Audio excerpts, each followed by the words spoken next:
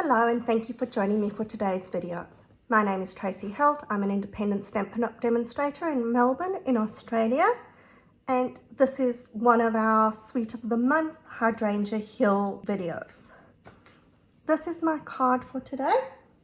The products that I'm using, the Hydrangea Hill Mercury Glass Designer Acetate. So that comes in two colors. It's the Highland Heather and Rococo Rose. You maybe just need a bit of a white background behind that so that you can see those colors.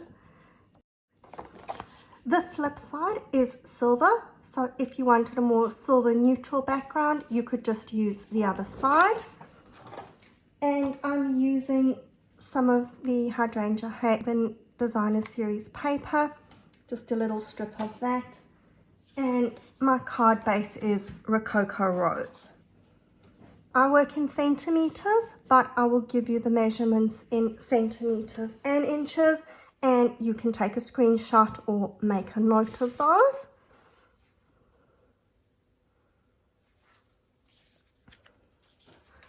Starting with my standard size card base, I've scored it down the middle at 10.5 centimeters, and all that I'm going to do is cut 2.5 centimeters off the one side. At this stage it doesn't matter which side, but we just want that piece gone, and then I'm going to fold my card base over. Next I've got my piece of white, and I'm going to stick my designer acetate onto that. What I try and do is put my glue where the splotches aren't see-through. So I'm not entirely sure whether this is like the vellum where the glue sort of leaves an ugly mark when it shows through on the vellum. So we're just putting it where I've got that backing.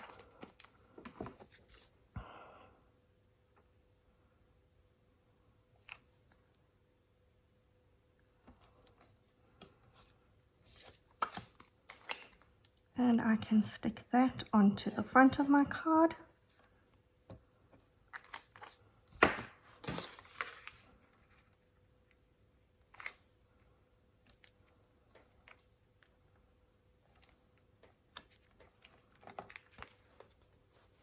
Then I've got my insert, and I'm going to stick my piece of Designer Series paper onto the side of that.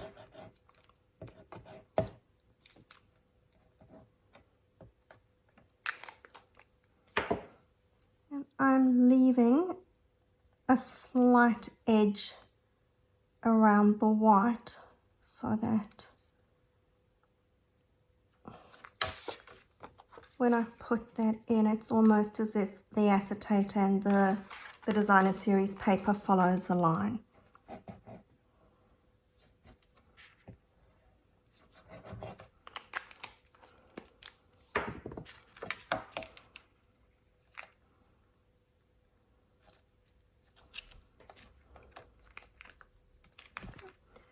Let's get on to our stamping.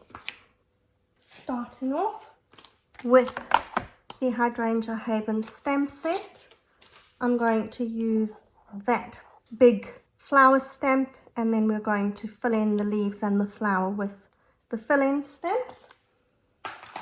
So, because it's a photopolymer stamp, I'm going to stamp on my mat, and with my Memento ink we're going to stamp the flower. Now this ink pad is a little bit on the dry side, but I'm quite okay with that because I don't want my sort of background flower bits there showing through too darkly. So if you've got a very inky pad, you maybe want to stamp off before you stamp the flower. With Garden Green, I'm going to fill in the leaves.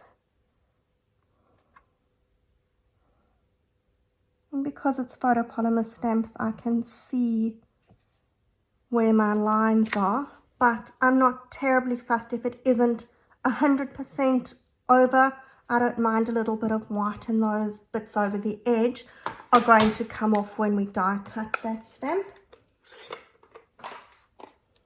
And I'm taking Flirty Flamingo and I'm going to ink up my fill-in flower. Got some Rococo Rose here. And taking a sponge dauber, I'm going to pick up a bit of Rococo Rose ink and dab it randomly so that I'm going to get that sort of ombre look of the hydrangea.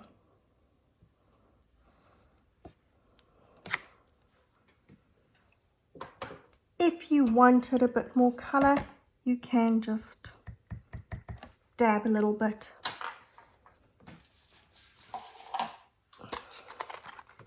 And then we're going to take the die and die cut our hydrangea.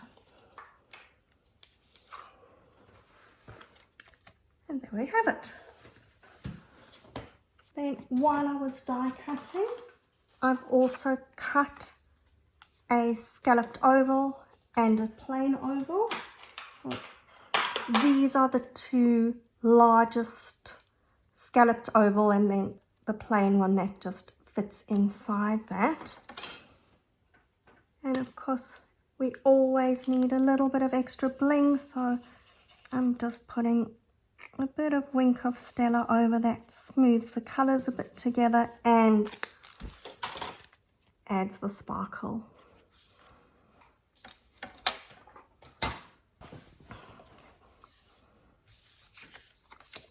Let's stick this oval onto the scalloped oval.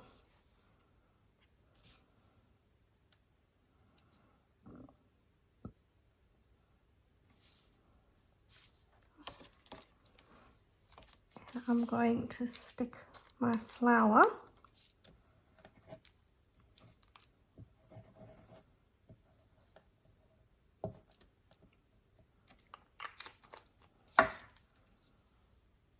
onto my oval.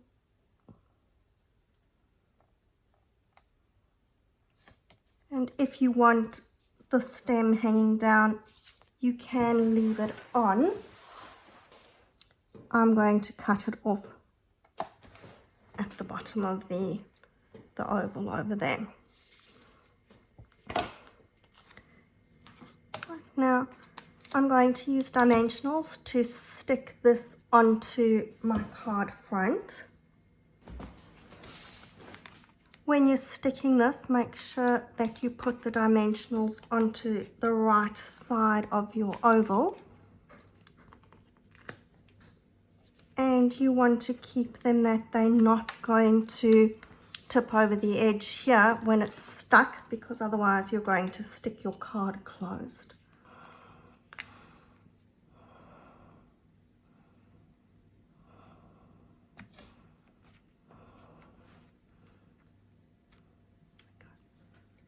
The last thing is our little tag. I've taken the With Love stamp from the stamp set, stamped it onto a little piece of card and cut it out with the little tag that comes in the die set. And then I'm going to take my tiny little flower and with the Rococo Rose, I'm going to stamp one off and then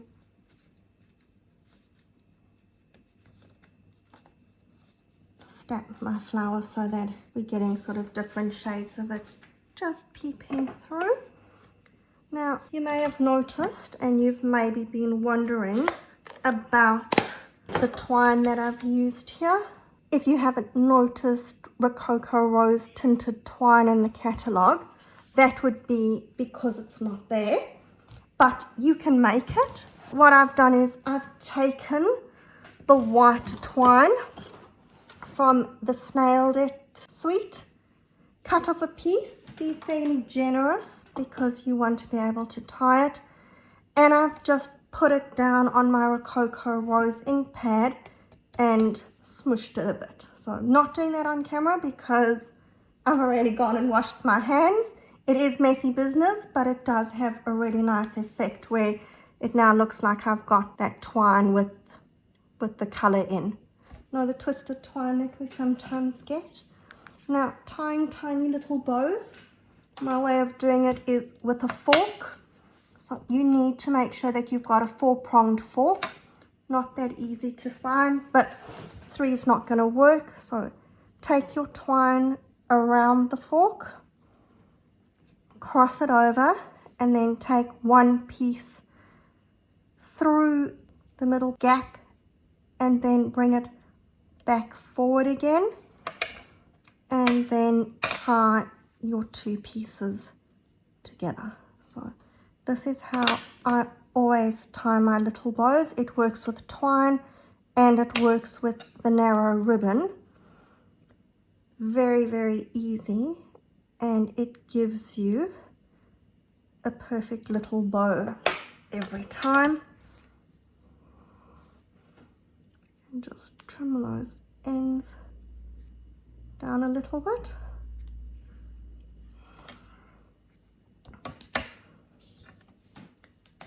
Another dimensional at the back of my tag.